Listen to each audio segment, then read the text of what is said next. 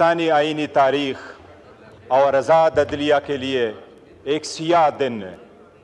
आज जो तरामीम होनी इस आइन में होने जा रही है, ये वो आइन है जिसके इब्तिदाई अल्फाज यही है कि अदलिया आज़ाद होगा, लेकिन इन तरामीम के पास होने के बाद अदलिया को हमेशा के लिए महकूम बनाया जाएगा।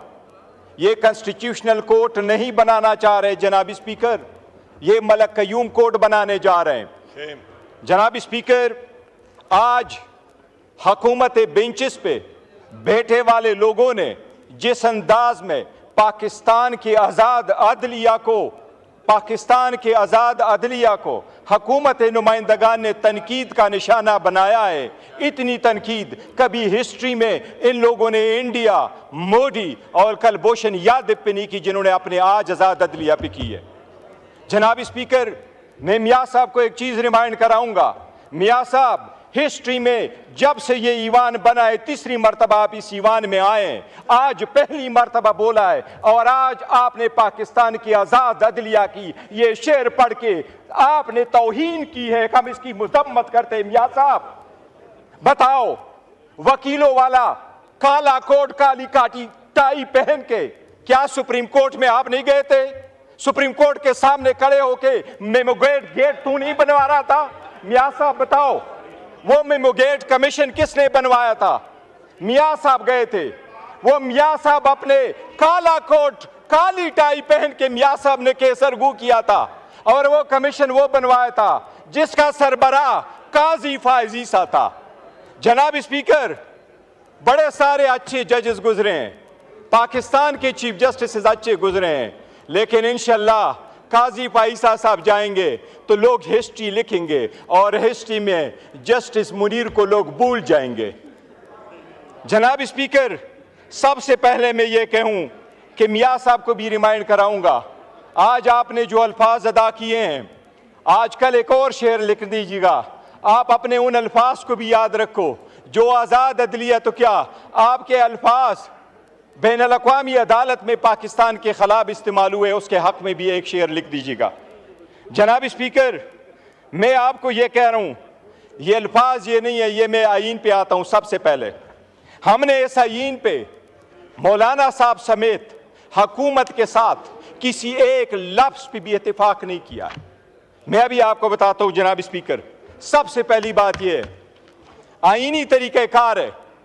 आईन में जब अमेंडमेंट हो रही है जनाब स्पीकर, अगर आप कानून साजी करें तो ये आर्टिकल 70 है। आर्टिकल 70 कानून साजी के लिए है, आर्टिकल 80 आपके मनी बिल की कानून साजी के लिए है, और आईन के लिए आपका 239 आर्टिकल है, आपका रूल्स 156 है। जनाब स्पीकर, ये ईवान उस वक्त तक, ये ईवान इस आईन के उस आर्टिकल 239 के मुताबिक, ये ईवान इसके रूल्स 156 के मुताबिक उस वक्त तक आईन में तब्दीली नहीं कर सकती जब तक इसमें जो रिजर्व सीटों की सीटें खाली हैं वो पूरी ना हुई हो, जब तक KPK के 11 सेनेटर्स वहां ना आए हो। ये आईन की खिलाफ वर्जी है। जनाब स्पीकर, मैं ये आपके नोटिस गुजार करा दूं, पाकिस्तान की सुप्रीम कोर्ट में एज ऑफ 16 सितंबर, ये डेटा मैंने सुप्रीम कोर्ट से लिया था, 16 सितंबर को लिया था, जब 15 सितंबर को ये कॉन्स्टिट्यूशनल अमेंडमेंट नहीं कर सके। जनाब स्पीकर, 65,200 केसेस इस वक्त सुप्रीम कोर्ट में पेंडिंग है। 65,200 केसेस में 148 केसेस कॉन्स्टिट्यूशनल है और 28 केसेस वो सो मोटो है। 176 केस की आड़ में ये कॉन्स्टिट्यूशनल कोर्ट बना रहे हैं। जनाब स्पीकर, ये कॉन्स्टिट्यूशनल कोर्ट ऐसे नहीं बना रहे हैं, ये चाह रहे हैं कि ये जिस तरीके से जजेस को महकूम करना चाहते हैं, ये चाहते हैं हर एक अदालत इनके मातहत हो। इसमें हैंड पिक जजेस को ये उठाएंगे। वज़ीर आज़म पहली मरतबा चीफ जस्टिस की तैनाती करेगा, जजेस की वो तैनाती करेगा और उसके साथ रखेगा। जनाब स्पीकर, एक चीज़ रिकॉर्ड पे लाऊं, आपने कमेटी बनाई, इस ईवान की कमेटी में हर पॉलिटिकल पार्टी का नुमाइंदा शामिल था। आपने वो ईवान की कमेटी जब बनाई थी, उससे सबसे पहले ये तजवीज़ उमर अयूब खान साहब की थी, उसमें पार्लियामेंटेरियन का जिक्र था। जनाब स्पीकर, 10 प्रोसीडिंग्स हुई है। आपको सिर्फ ये मैं रिकॉर्ड बताता हूँ, आप देख लीजिएगा, ये कानून साजी होते हुए सिर्फ ये नहीं है कि आइन की खिलाफ वर्जी हो रही है, इस ईवान को मिसलीड किया गया। मैं शाह साहब का भी रिमाइंड कराऊंगा, शाह साहब खुर्शीद शाह साहब मर थे, उसके साथ भी धोखा हुआ है, आपने उसका नोटिस लेना है। जब कमेटी बनी, खुर्शीद शाह साहब चेयरमैन हुए, तो मैंने मुखातिब करके खुर्शीद शाह साहब को कहा, मैंने कहा शाह साहब बड़ी जिम्मेदारी है, ये जिम्मेदारी निभा पाओगे? शाह साहब ने जवाब नहीं दिया था। जनाब स्पीकर, ये जब कमेटी में हम आए, सबसे पहला ड्राफ्ट इनकी खुर्शीद शाह साहब की जो कमेटी थी, जिस तरह रोयत हिलाल कमेटी को कभी चांद नजर नहीं आता, खुर्शीद शाह की कमेटी को कभी मुसव्विदा नजर नहीं आता। ये तो अच्छा हुआ मौलाना पापुल जैद थे कि उसने लीक करवाया। जनाब स्पीकर, ये पहला ड्राफ्ट जब लीक हुआ, मैंने वजीर कानून साहब को कहा आपका ड्राफ्ट लीक हुआ है, क्या ये आपका ड्राफ्ट है? उसने एडमिट नहीं किया। सबसे पहला ड्राफ्ट रिकॉर्ड के मुताबिक जनाब स्पीकर 17 तारीख को हमारे पास आया, 56 आर्टिकल पे मुश्तमिल। आखिरी ड्राफ्ट ये आपके मेरे साथ हाथ में जनाब स्पीकर, ये वो ड्राफ्ट है जो मैंने अपने आमिर डोगर से नहीं लिया। ये वो ड्राफ्ट है जो मैंने पुलेन साहब को बुलाया, मैंने पुलेन साहब से कहा आप मुझे अपना ड्राफ्ट दे दे। वो कौन सा ड्राफ्ट है? ये वो ड्राफ्ट है जो खुर्शीद शाह साहब की कमेटी ने फाइनल किया। जनाब स्पीकर, सारे पार्लियामेंटेरियन के सामने इसने ये दावा किया कि ये ड्राफ्ट फाइनल है, ये पार्लियामेंट की तरफ से जा रहा है, ये ईवान में जब ड्राफ्ट आएगा वो इसके मुताबिक होगा। ये पुलेन साहब इनकी तरफ बैठे हुए हैं, उनसे आप पूछ ले। जनाब स्पीकर, ओवरनाइट क्या हुआ कि आपने ये मंजूर शुदा, हमारे तरफ से नहीं, मैं रिकॉर्ड पे दो चीजें आपको कहूं। हम उस ईवान पार्लियामेंट का हिस्सा थे, उस कमेटी का हम हिस्सा इसलिए थे कि उसमें लफ्ज लिखा था कि ये पार्लियामेंटेरियंस के लिए बनी है। हमने पार्लियामेंटेरियन का इशू उसके अंदर लाया था। हमने इस ईवान में बारहा उनको कहा था कि आपका कोई मैंडेट नहीं है कि आइन के आईनी तरमीम का मुसव्विदा आप तो कर ले। ये हम बारहा लेके आ चुके थे, हम मौलाना साहब के साथ भी थे। मैं रिकॉर्ड पे कहना चाहता हूं जनाब स्पीकर, हमने किसी के साथ इस ड्राफ्ट के एक लफ्ज पे भी इत्तेफाक नहीं किया था, बिकॉज हम समझते थे ये इलेजिटिमेट है, ये इसका प्रोसेस नहीं है। लेकिन जनाब स्पीकर, ये ड्राफ्ट आज आपके सामने वजीर कानून ने रखा, इसको सिर्फ देख ले।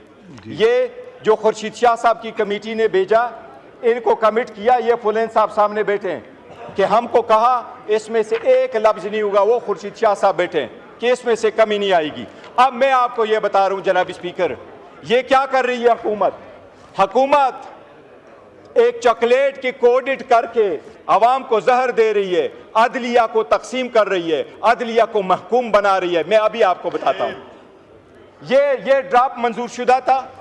इस ड्राफ्ट में ये लिखा था, पहला लफ्ज देखे, ये देखे, सबसे पहला लफ्ज देखे जनाब स्पीकर, इसमें यह लिखा था कि कमीशन होगा चीफ जस्टिस पे मुश्तमिल और इसमें होंगे 4 सीनियर जजेस।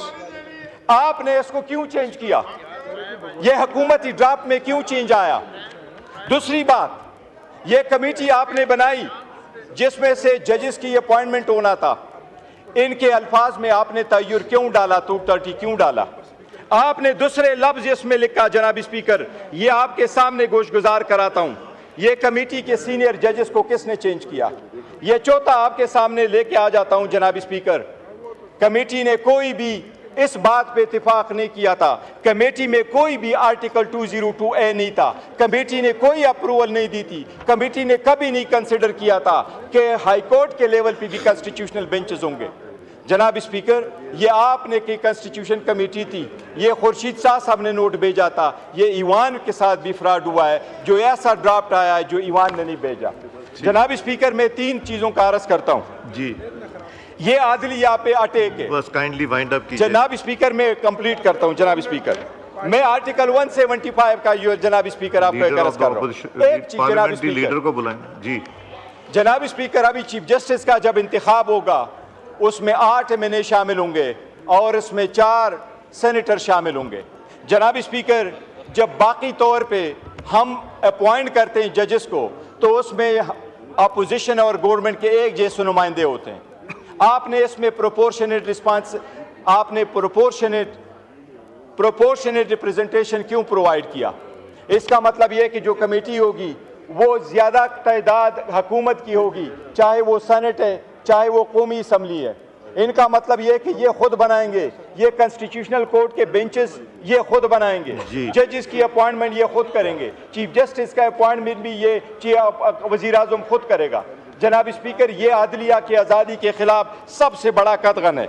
इसी तरह आर्टिकल 199 में जो कॉन्स्टिट्यूशनल केस प्रोवाइड किया है, जनाब स्पीकर एक मिनट में कंक्लूड कर दूं। जनाब स्पीकर, इसी तरह आर्टिकल 191 में जो आप कॉन्स्टिट्यूशनल बेंच प्रोवाइड कर रहे हैं, जनाब स्पीकर, कोई भी अदलिया में ये कभी नहीं हुआ कि सुप्रीम कोर्ट तो केस के फैसले करे लेकिन उसके लिए बेंचेस कोई और बनाए। सुप्रीम कोर्ट अदालत अदलिया कब होगी अगर उसके लिए बेंचेस कोई और बना रहा है? हाई कोर्ट में ये बर्डन कैसे होगा अगर उसके लिए बेंचेस आप ही बना ले? और जजेस आज़ाद कैसे होंगे अगर उसमें से गैर जजेस की तादाद आप ज़्यादा करके कर ले? 18वीं तरमीम इसलिए नहीं ख़त्म हुई थी, इसलिए ख़त्म नहीं हुई थी कि अदलिया ने यह कहा था कि ईवान कानून साजी नहीं कर सकती।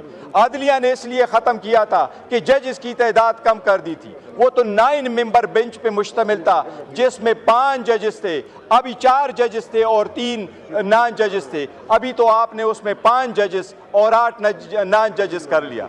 जनाब स्पीकर, हम समझते हैं ये सब के सब आज़ाद अदलिया के ख़िलाफ़ इनका एक पहले ये सुप्रीम कोर्ट पे अटैक करते रहे, आज पूरे अदालती निज़ाम पे इन्होंने अटैक किया है। हम समझते हैं ये कानून के खिलाफ वर्जी। जनाब speaker, thank you very much. Thank you ji.